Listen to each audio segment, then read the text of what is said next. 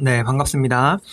이번 시간에는 정형외과죠. 마이너 중에 정형외과 OS에 대해서 한번 말씀드려 보도록 하겠습니다. 자, 정형외과 같은 경우에도 문제가 굉장히 쉽게 나오고요. 그 다음에 출제 자체가 많지도 않고, 그 다음에 나오더라도 꼬아내는 거 없이 그대로 내는 파트이기 때문에 그게 뭐 걱정하실 필요 없이 그냥 한번 들으시면 될 것 같습니다. 자, 먼저 여러 가지 중에 어깨에서 세 가지를 해야 되는데요. 이제 회전근개 파열, 요게 이제 뭐 그 유명한 로테이션 커프 티어죠. 그 다음에 이제 유착성 관절 낭염. 쉽게 말해서 그냥 어깨에 염증 찼다라고 생각하시면 됩니다. 그 다음에 이제 탈구죠. 전방 탈구. 그래서 견관절 정방 탈구, 요 세 가지에 대해서 해야 되고요. 그 다음 여기 내려와서 상완 쪽에서 널브 2개, 라디알 널브랑 그 다음에 메디알 널브, 요거 손상에 대해서 각각 해야 되고요. 그 다음에 척추에서 2개, 추간판 탈출증, 쉽게 말해서 디스크 허니에이션이죠. 탈출증. 그리고 여기 이제 중년 여성에서 발생하는 골다공증성 척추압박골절.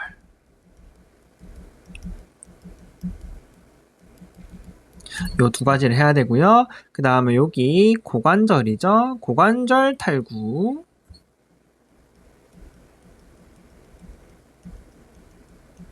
그 다음에 여기 슬관절 탈구.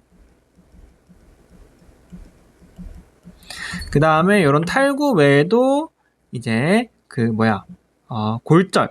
이 골절로 인해서 발생할 수 있는 합병증이 지방색전과 급성구획증후군, 이렇게 두 가지가 있습니다. 이 골절의 합병증 두 가지를 공부해봐야 되겠다. 이렇게 보면 뭔가 굉장히 많아 보이는데 그냥 꼬아내는 거 없이 딱 보고 이거네, 이런 거기 때문에 그게 뭐 걱정하실 필요는 없습니다.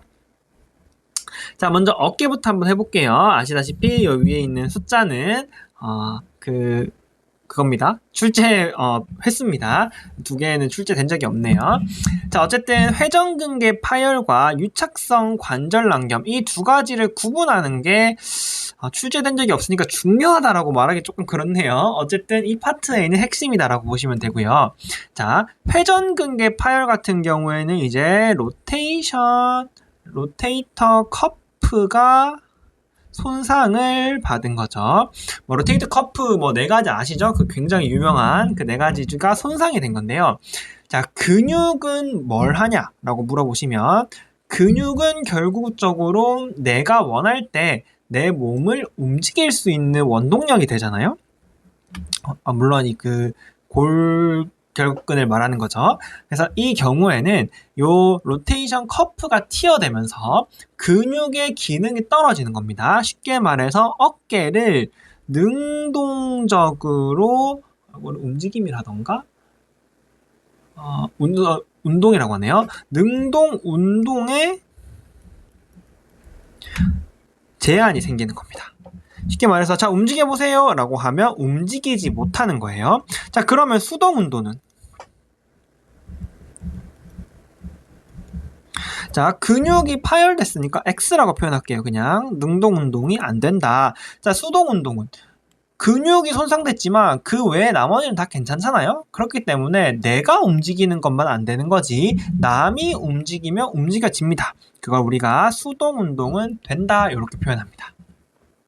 그래서 요거를 이제 확인하는 검사를 안 적었네요. 이렇게 보시면 됩니다. 자, 유착성 관절 낭염 같은 경우에는 어깨에 이제 퇴행성 변화가 생기고요. 어깨에 이제 퇴행이 되면서 섬유화도 진행되고, 이런 것들에 의해서 만성적인 염증이 발생되어 있는 상황이다. 쉽게 말해서 50견이다 라고 보시면 되겠습니다. 그래서 이 경우에는 어깨에 지금 염증이 꽉 차 있어서 어깨가 굳어 있는 상태인 거예요. 그러니까 섬유화되어 있다는 거죠. 얘가 지금 섬유화되어 있어서 어깨가 굳어 있다는 거예요. 그렇기 때문에 내가 움직이는 것도 안 되고요. 그 다음에 남이 움직이는 것도 안 된다. 이렇게 보시면 되겠습니다. 자, 그래서 이 수동 운동이 되고 안 되고가 이 두 개의 가장 특징적인 차이다라고 보시면 되겠습니다. 자, 검사 같은 경우에는 둘 다 MRI나 아니면은 관절경을 통해서 확인을 하시면 되는데요.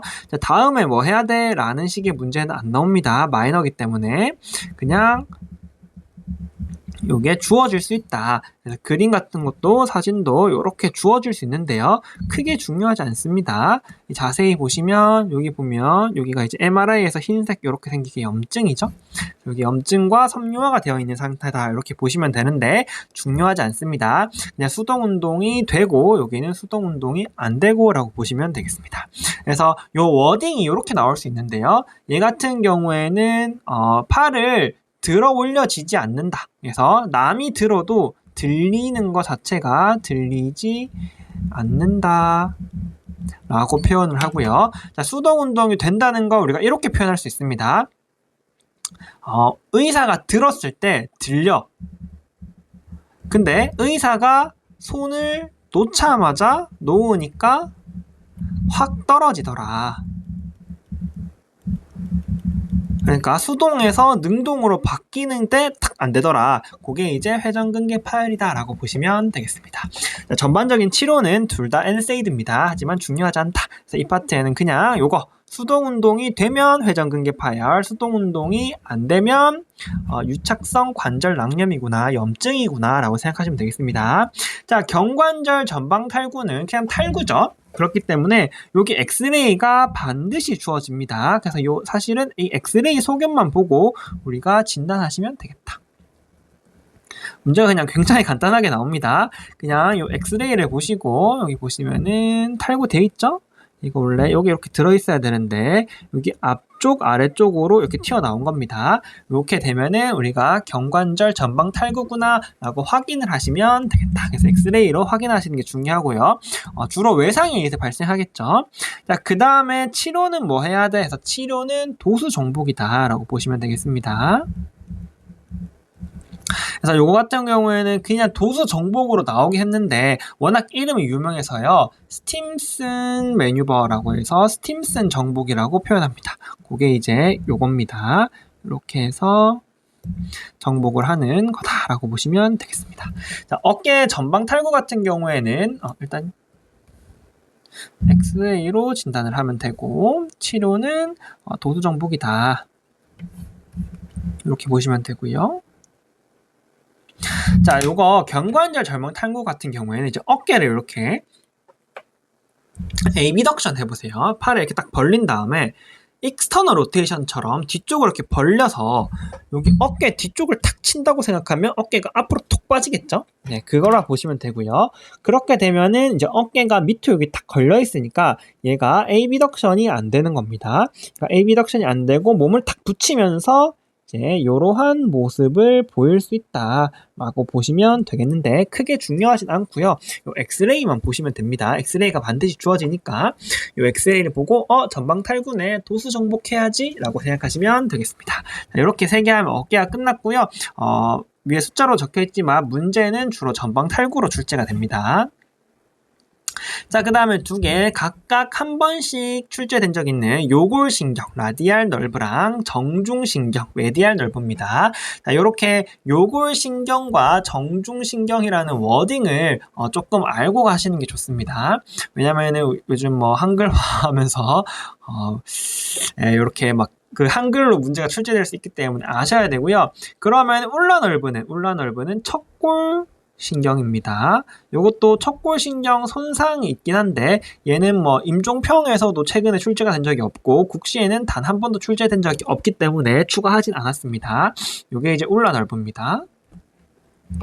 자, 어쨌든, 자, 요골신경 손상 같은 경우에는, 요골신경이 이제 휴메러스, 이 엑스레이가 중요한데요. 요 엑스레이를 보시면, 여기 휴메러스의 몸통 부분, 휴메러스 샤프트에 라디알 그루브가 이렇게 있죠? 이렇게 라디알 그루브가 이렇게 이쪽 방향인지 모르겠지만, 이렇게 라디알 그루브를 따라서 이 뒤쪽으로 라디알 널브가 이렇게 지나간다.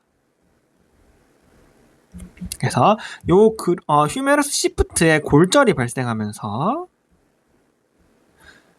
휴메랄 시프트에 골절이 발생하면서 요로 인해서 라디알 그루브가 손상이 된다라고 하시면은 우리가 요걸 보고 야, 요게 부러졌으면은 손상받을 널브 라디알 널브구나라고 생각하시면 되겠습니다. 그래서 이 엑스레이에서 휴메랄 시프트의 골절이 보이면은 우리는 라디알 널브 손상을 의심해야 되고요. 그리고 한 가지 더, 요거 하면 이 라디알 널브가 익스텐서 머스들을 관장하잖아요. 그래서 요게 이제 팔이 익스텐서 되지 못하고 리스트 드립이 일어나는 겁니다. 손목 처짐이 발생한다. 그래서 이렇게 골절 이후에 손목 처짐이 발생하면 우리가 요골신경 손상이 있구나라고 생각하시면 되겠습니다. 치료도 이렇게 있는데 치료까지는 크게 중요하지 않은 것 같아서 내진 않겠습니다. 자, 정중신경 손상 같은 경우에는 임종평에서 굉장히 좋아하는 문제입니다. 이유는 모르겠지만 하지만 국시에서는 단 한 번밖에 출제되지 않았다. 자, 손목에 수근관이 이제 카파터널이죠. 그래서 카파터널이 손상되면서 수근관 증후군이라고 불리는 카파터널 신드롬이라고 불리죠. 그래서 이 수근관에서 정중신경이 손상되면서 발생하고요. 이렇게 손을 자주 쓰는 사용 직군에서 호발한다. 이런 게 있고요. 크게 중요하진 않습니다. 자, 어쨌든 요거 때문에 손목 저림이 발생하는데요. 손목보다는 손저림이 발생하는데요. 주로 손가락의 1번부터 3번 엄지손가락 쪽이죠. 엄지손가락 쪽이랑 그리고 4번의 가쪽, 4번의 엄지손가락 쪽까지 손상을 받을 수 있고요. 주로 손상되는 부분은, 주로 손저림이 발생되는 부분은 2번에서 3번, 검지와 중지라고 보시면 되겠습니다. 여기에 손저림이 발생한다라고 생각하시면 우린 이거 정중신경 손상인가? 라고 생각해야 되고요. 그 다음에 이 두 가지 사인이 있죠. 그래서 손목을 탁탁 두드렸을 때 아프다. 그래서 티넬 사인이 보인다. 혹은 이렇게 손목을 서로 이렇게 젖혀서 붙였더니 아프다라고 말하면은 요 사인을 아는 게 중요합니다. 요 사인이 있다면은 우리는 이거 정중신경 손상 카파터널 신드롬이구나를 아셔야 되고요. 이 다음에 이제 검사가 중요합니다. 검사에서 신경 전도 검사를 시행해야 된다. 요 검사까지 알고 계셔야 됩니다. 출제가 한 번밖에 안 됐으니까 중요하다고 표현하기 조금 그렇지만 어쨌든 알고 계셔야 된다. 손저림과 티넬 사인, 판넬 사인이 보인다면 우리는 신경 전도 검사를 해봐야 되겠다라고 보시면 되겠고요. 그 다음에 치료 같은 경우에는 우리가 기본적으로는 이제 보존적 치료를 합니다. 네, 그런데 수술하는 방법도 있습니다. 수근관을 열어서 감압하는 감압술이 있는데요. 여기에 인디케이션을 조금 알자면 이 인디케이션은 이제 근력의 저하가 발생하거나 아니면은 재발, 자주 그런다 라고 표현하면 우리가 수근관 감압술을 진행을 해봐야 되겠다 라고 보시면 되겠습니다. 그래서 국시에서는 그냥 진단으로 나왔고요. 그 다음에 임종평이 굉장히 사랑하는 질환이거든요. 그래서 임종평에서 신경 전도 검사나 혹은 MRI도 있는데 이것까지는 조금 그렇고요. 신경 전도 검사나 아니면은 요 수근관 감압술의 인디케이션까지 아는 게 출제가 조금 자주 되고 있습니다. 하지만 국시에서는 진단으로 딱 한 문제만 나왔었다는 점. 이렇게 하시면은 어퍼암도 끝났고요. 자, 그 다음에 디스크인데요. 디스크 같은 경우에는 이제 추간판 탈출줄은 MRI가 반드시 주어집니다. 여기는. 그래서 요 MRI로 보시면 되고요. MRI에서 사실상 우리가 해야 되는 거는 요 MRI에서 이렇게 허니에이션이 있죠? 실제로 허니에이션을 확인해서 진단을 하시면 되고요. 자, 그 다음에 뭐 해야 돼? 라고 했을 때 그냥 보존적 치료를 한다. 휴식이죠. 그냥 휴식이라고 할게요. 휴식 및 엔세이드로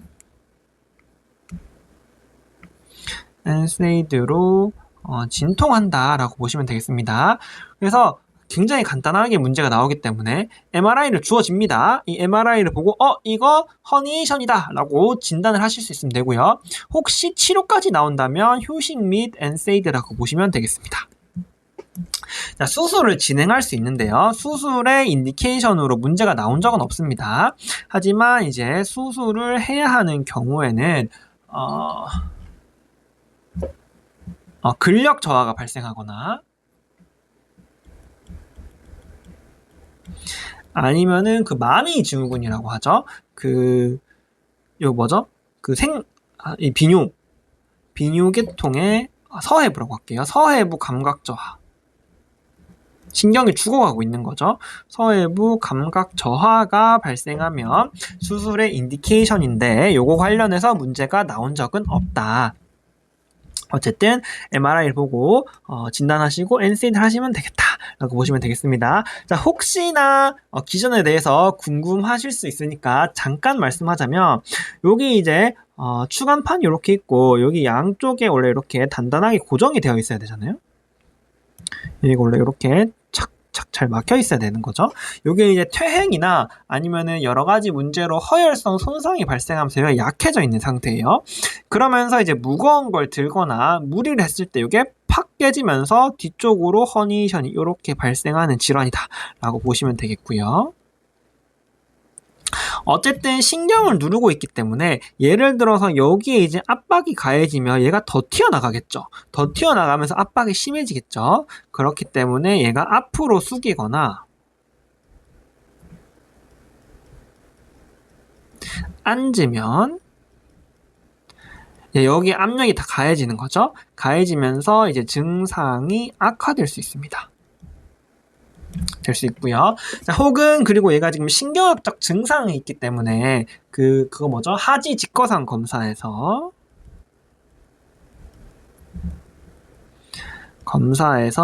뭐 다리저림 같은 방사통이 있을 수 있겠다. 요거는 이제 사실 뭐 이 파트에서 문제를 풀 때 중요하지 않는데 우리가 실제로는 중요하니까 이렇게 살짝 이렇게 해놓을게요. 앞으로 숙이거나 앉으면 증상 완화. 우리는 보통 이게 이제 사실은 중요한데 우리가 어쨌든 문제를 풀어야 되니까 문제를 풀 때는 요것보다는 MRI로 진단을 하고 그 다음에 휴식 및 엔세이드를 고를 수 있는 게 중요하겠다라고 보시면 되겠습니다. 자, 골다공증성 척추압박 골절 같은 경우에는 이제 골다공증이죠. 이 골다공증이란 말은 무슨 말이야? 폐경후 여성에서 호발한다는 뜻이겠죠. 그래서 문제를 보지도 않았는데 딱 막 척추 관련된 MRI가 이렇게 떡하니 있어. 난 MRI 아직 보지도 않았어. 근데 맨 처음 문제가 70세 여성으로 시작하면은 사실상 골다공증성 척추압박 골절의 확률이 굉장히 높겠죠. 어쨌든 그런 경우에서 자세히 보시면은 그 디스크 허니에이션은 부디가 보통 압력이 앞쪽에 걸리거든요. 이렇게 앞쪽으로 이렇게 팍 쏟아지면서 걸리기 때문에 얘가 뒤로 튀어나가는 게 디스크 허니에이션이고요. 얘는 압력이 앞쪽으로 걸렸을 때 디스크가 튀어나가는 게 아니라 뼈가 그냥 부러져 버리는 겁니다. 이렇게 앞이 부러지면서 얘가 이렇게 엣지 모양으로 뼈가 이렇게 된 거죠. 앞이 무너져 내리면서. 결과적으로 똑같아요. 결과적으로는 이렇게 뼈와 뼈가 이렇게 있을 때 항상 압력은 디스크는 아니죠. 척추는 압력이 항상 앞쪽으로 이렇게 작용을 합니다. 이렇게 작용하면서 얘가 눌리면서 뒤로 추간판 디스크가 튀어나가면 디스크 허니에이션이고요. 얘가 앞쪽으로 압력을 탁 받으면서 여기가 부서지면 척추압박성 뭔 소리야? 골다공증성 척추압박 골절입니다. 어쨌든 얘는 지금 앞이 이렇게 부서지면서 이렇게 됐다. 이렇게 보시면 되겠습니다. 자, 그래서 쉽게 말해서 문제를 우리는 이 둘 중에 하나가 무조건 나오거든요. 그렇기 때문에 엑스레이나 MRI에서 딱 잘 안 보이면 이것만 기억하세요. 뼈가 이렇게 있잖아요. 뼈에 이상이 있어. 그러면 골절이고요. 뭐 사실 당연한 거네요. 그 다음에 여기 이 사이에 뭔가 문제가 있는 것 같아. 정확하게는 모르겠지만 이 사이에 뭐가 있는 것 같아. 무조건 디스크 허니션입니다. 이해되시죠? 그래서 여기서 앞이 팍 쏟아지면서 골절돼서 얘가 웨지 모양으로 이렇게 깎였다. 이렇게 보시면 되겠습니다. 뭐 뻔하죠. 폐경으로 인해서 골다공증으로 생기면서 뭐가 이렇게 되니까 뼈가 부러지기 쉽다라고 보시면 되겠고요. 요게 이제 뼈가 이렇게 부러져 있기 때문에 위아래로 압력이 걸리면 조금 더 아픕니다. 그래서 일어서면 이제 압력이 딱 걸릴 거 아니에요? 그러면 이제 통증이 악화될 수 있고요. 혹은 이제 뭐 자세를 바꾸면서 이제 이렇게 척추에 압박이 가해지면 이제 통증이 악화될 수 있다. 이렇게 보시면 되겠습니다. 이렇게 책상이 삑삑거리네. 이렇게 보시면 되겠습니다. 치료 같은 경우는 똑같습니다. 얘도 휴식 및 엔세이드다. 이렇게 보시면 되겠습니다. 그래서 얘도 뭐 엑스레이나 아니면은 MRI에서 여기를 확인해서 진단하시는 게 중요하겠고, 그 다음에 이제 뭐 중요하다고 말하긴 그렇죠. 한 번밖에 안 나왔으니까 할 수 있겠고, 치료는 휴식 및 엔세이드다라고 보시면 되겠습니다. 이렇게 하면은 척추까지 끝났고요. 자, 그 다음에 이제 마지막 슬라이드네요. 마지막에 이제 고관절 후방 탈구, 슬관절 탈구, 지방색점 및 급성 구획 증후군에 대해서 하겠습니다. 사실 요런 게 조금 더 정형보다는 조금 멀어지는 느낌인데 어쨌든 출제는 주로 많이 되는 파트다라고 보시면 되겠습니다. 자, 고관절 후방 탈구는 굉장히 쉽습니다. 왜냐면은 이 주어집니다. 이렇게 엑스레이가 이렇게 항상 정형외과는 엑스레이가 다 주어져요. 주어지기 때문에 그렇게 어렵게 생각하실 필요가 없습니다. 딱 봐도 여기 튀어나가 있죠? 여기 보시고 진단을 하시면 되겠고요. 그래서 엑스레이를 보시고 진단을 하시면 되겠다. 자, 그 다음에 환자가 이렇게 얘가 되면서 그때 우리 아까 그 경관절 탈구했을 때도 환자가 특이한 자세가 있었잖아요. 그 자세가 이제 요런 자세인데요. 고관절 후방 탈구 같은 경우에는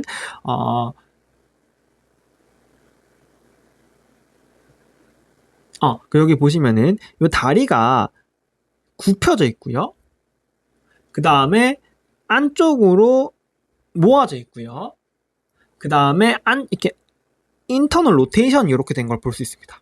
그러면서 이 다리가 그 후방으로 이렇게 탈구 뒤쪽으로 팍 빠졌기 때문에 생각해보면 당연한 거예요. 뒤쪽으로 탁 빠졌으니까 그 다리 근육에 의한 장력이 최소한 되는 방향이 요 방향이 있죠. 요게 근육이 이렇게 돼 있잖아요. 얘가 뒤쪽으로 빠졌으니까 얘가 이렇게 세워줘야 장력이 최대한 덜 걸리겠죠. 그러면서 이러한 자세를 보일 수 있다. 중요하냐? 중요할 수도 있지만 사실은 엑스레이가 제일 중요하다. 이렇게 보시면 되겠습니다. 엑스레이를 보고 이제 진단을 하시면 되겠다.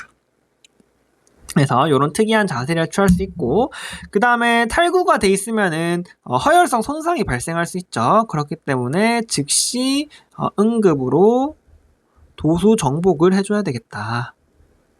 치료 뭐 해야 돼? 응급 도수 정복해준다 라고 보시면 되겠습니다. 다 똑같죠? 엑스레이를 보고 치료, 엑스레이를 보고 치료, 혹은 MRI를 보고 치료. 이렇게 정형외과는 이런 문제가 주로 출제가 된다라고 보시면 되겠고요. 그다음에 이게 뭐 중요하진 않겠지만 요거 같은 경우에는 무릎 있죠? 이렇게 다리를 구부린 채로 무릎을 앞쪽에서 쾅 박았다고 생각하면 다리가 뒤쪽으로 팍 빠지겠죠? 그래서 주로 뭐 교통사고에서 이렇게 앉아 있으면 무릎이 이렇게 앞으로 이렇게 돼 있잖아요. 그 다음에 앞에서 콱 박으면서 무릎이 본네트에 팍 박으면은 고관절 뒤쪽으로 팍 튀어나가겠죠. 혹은 이제 무릎으로 낙상한 경우, 여기서 호발한다 라고 보시면 되겠습니다. 자, 슬관절 탈구 같은 경우에는 이렇게 엑스레이가 주어집니다. 엑스레이를 보고 하는 말이 똑같네요. 자, 엑스레이를 보고 진단하시면 되겠고요. 사실 이거 그래서 몰라도 풀 수 있을 정도로 조금 그런 파트다. 돼 있죠? 탈구가 돼 있죠? 그래서 실관절 탈구가 돼 있으면 우리가 뭐 해야 돼? 원하죠? 정복을 해주시면 되겠다. 할 게 없네요. 자, 이 정복을 해주시면 되겠다. 그 다음에 요거는 조금 알고 계시면 좋은 건 뭐냐면요. 자, 슬관절 탈구가 돼 있을 때 이 엑스레이는 찍은 상태로 돼 있을 거예요. 그러면서 이 탈구가 돼 있으니까 이제 정복을 바로 해줘야 되겠죠. 자, 그 다음에는 이제 뭘 하면 좋냐면 다음에 검사 뭐 해야 돼? 라고 물어볼 수가 있습니다. 그럴 때는 가장 먼저 CT 혈관 조형이나 아니면은 도플러 초음파를 찍어야 되겠다. 왜? 요거는 여기 뒤쪽에 무릎이 이렇게 정상적으로 생겼다고 치면 무릎이 이제 이렇게 생겼잖아요. 무릎이 이렇게 있고 그 다음에 이 뒤에 팜리티얼 아테리가 이렇게 지나가고 있어요. 그런데 얘가 탈구 딱 보면 되겠지만 이렇게 있어야 될 게 뒤로 팍 튀어나가면서 이 팜리티얼 아테리를 손상을 탁 시켜버릴 수 있거든요. 그럼 여기서 피가 콸콸콸콸 쏟아질 수 있는 거죠. 그러면서 여기 뒤쪽에 막 혈액 같은 게 이렇게 고여 있을 수 있는 겁니다. 그래서 요거를 확인하기 위해서 혈관 조형과 도플러 USG를 촬영을 해야 되겠다. 그렇게 보시면 되겠고요. 자, 그 다음에 요런 출혈에 문제가 없어 보여. 그러면은 그 다음으로는 이제 MRI를 촬영해서 안테리어 크루시에이트 리가먼트 손상 같은 거를 이제 확인을 해보면 좋겠다라고 보시면 되겠고요. 어쨌든 가장 먼저 해야 되는 거는 CT 혈관 조형 혹은 도플러 초음파를 통해서 출혈이 있는지 없는지 확인을 하셔야 된다. 그래서 만약에 문제에서 이렇게 줄 수도 있어요. 무릎 뒤쪽으로 뭔가 덩어리가 만져지는데 말랑말랑하다. 혹은 박동성의 뭐 덩어리가 보인다. 이러면은 지금 피가 나고 있다는 거잖아요. 그래서 당장 CT랑 도플러를 찍어야 되겠다라고 보시면 되겠습니다. 자, 그 다음에 요것도 하나 더 있습니다. 물론 요거는 시험에 잘 나오진 않는데 얘는 여기 뒤쪽으로 사이아틱 널브가 이렇게 흐르거든요. 흐른다고 하면 그렇죠? 있거든요. 그렇기 때문에 요 사이아틱 널브가 손상되면은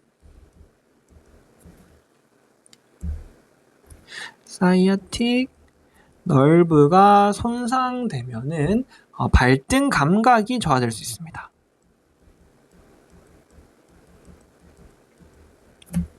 그래서 이렇게는 조금 알아두시면 좋겠다. 그냥 나 뭔가 헷갈린다 이러면은 고관절 후방 탈구에 연관되어 있는 널브는 사이아틱 널브다 정도로 생각하시면 되겠습니다. 그래서 문제 푸실 때 갑자기 국시에서 무슨 널브를 고르래. 사이아틱 널브를 고르시면 되겠습니다. 한글도 알아야죠. 좌골신경입니다. 이렇게 아시면 되겠다. 자, 그 다음에 이제 지방색전 같은 경우에는 자, 여기부터는 이제 골절의 합병증입니다. 자, 지방색전 같은 경우에는 이제 롱본 같은 게 골절되면 그 사이 이제 골수들 있죠. 골수는 지방층이기 때문에 이러한 지방이 팔팔 쏟아져 나올 수 있다. 그러면서 이러한 지방이 혈관으로 유입되면서 전신에 색전을 일으킬 수 있는 겁니다. 근데 가장 주요하게 막는 게 이제 폐겠죠. 그래서 폐동맥을 막아버리면은 요걸로 인해서 폐동맥이라고 하면 좀 그렇네요. 폐동맥은 그거니까 폐혈관을 막으면서 그래서 호흡곤란이 발생할 수 있다. 그 다음에 전신의 미세혈관을 막으면 요러한 게 보일 수 있는 거죠. 여기 보시면은 점상 출혈 같은 게 이렇게 막 보일 수 있는 겁니다. 자, 그래서 이거 어떻게 풀 건데? 라고 말하시면은 골절 후 호흡곤란과 점상 출혈이 있으면은 우리는 진단을 하시면 되고요. 자, 그 다음에 치료는 보존적 치료로 지금 이게 제일 크겠죠. 폐혈관 때문에 호흡곤란이. 그래서 산소를 공급해주면 되겠다라고 보시면 되겠습니다. 자, 그 다음에 급성구획증후군은 사실 저기 혈관에서 막 급성 동맥 폐쇄 이런 거에서도 굉장히 비슷한 사실 그 기전은 다르지만 보이는 증상이 비슷하겠죠. 요거 같은 경우에는 이렇게 뼈가 이렇게 있고 이렇게 그 다음에 여기 이제 혈관이 이렇게 막 있을 거 아니에요? 혈관이 막 이렇게 있고 그 다음에 요게 이제 골막으로 이렇게 덮여 있어요. 골막으로 덮여 있는데 요게 빠바박 손상을 받으면서 근데 골막은 멀쩡한 거야. 그래서 여기서 피가 막 쏟아져 나오는 거죠. 피가 막 쏟아져 나오면서 피가 계속 쌓이는 거야. 이렇게 피가 쌓이면서 골막이 이렇게 들리면서 압박이 여기서 압력이 엄청나게 생기겠죠. 이렇게 그러면서 여기 지나가던 혈관을 눌러버리는 거예요. 그래서 출혈이나 부종이 골막 내의 압력을 증가시키면서 혈관을 눌러서 허혈성 손상이 발생한다. 이렇게 발생하시면 됩니다. 그래서 그가 진단은 굉장한 통증. 그래서 여기 뭐 좀 다쳤는데 통증이 막 너무 심한 거야. 골절이 아니고 금만 가도 똑같습니다. 야, 뼈에 금 좀 갔다고 이렇게 아프다고 할 정도로 굉장한 통증과 함께 우리는 보통 창백하고 허혈이니까요. 그 다음에 마비가 올 수 있고요. 신경이 되면 그 다음에 뭐 감각 이상도 올 수 있겠죠. 그 다음에 우리가 주로 보는 거는 무맥. 보통 이걸 뭐라 그러죠? 이걸 뭐라 그러죠? 맥박이 느껴지지 않는다. 맥박이 느껴지지 않는다라고 표현하고요. 그래서 우리는 보통 창백하고 맥박이 없으면 보통 진단합니다. 조금 한마디로 정리할게요. 골절 후에 창백하고 맥박이 느껴지지 않는다란 말이 보통 있습니다. 맥박이 없으면 우리는 진단하면 되겠습니다. 이렇게 보시면 되겠습니다. 그 다음에 뭐 해야 돼? 라고 말하면은 까야겠죠? 그래서 근막을 절개한다. 자, 혹은 얘가 꼭 그 피가 새어나지 않더라도 피가 조금 있는데 여기에 막 붕대 같은 걸로 석고 붕대 같은 걸로 콱 압박을 해놨어. 그래서 발생할 수도 있습니다. 그래서 압박을 제거한다. 이렇게 보시면 되겠다. 그래서 여기 세 문제나 나왔으니까 조금 알고 계셔야겠죠? 근데 뭐 뻔합니다. 그래서 골절 후에 뭐 피가 뭐 어떻게 돼가지고 아프고 창백하고 맥박이 느껴지지 않고 막 이러면은 이거 근막 절개해야겠다라고 생각하시면 되겠습니다. 그래서 이번 시간에는 OS 정형외과에 대해서 한번 해봤는데요. 어깨 기본적으로는 엑스레이를 보고 진단 및 치료. 여기도 엑스레이를 보고 진단 및 치료, 엑스레이 혹은 MRI를 보고 진단 및 치료 이런 식이라고 생각하시면 되겠습니다. 그래서 OS는 크게 어렵지 않으니까 한 번 더 확인을 해보시면 좋을 것 같습니다. 수고하셨습니다.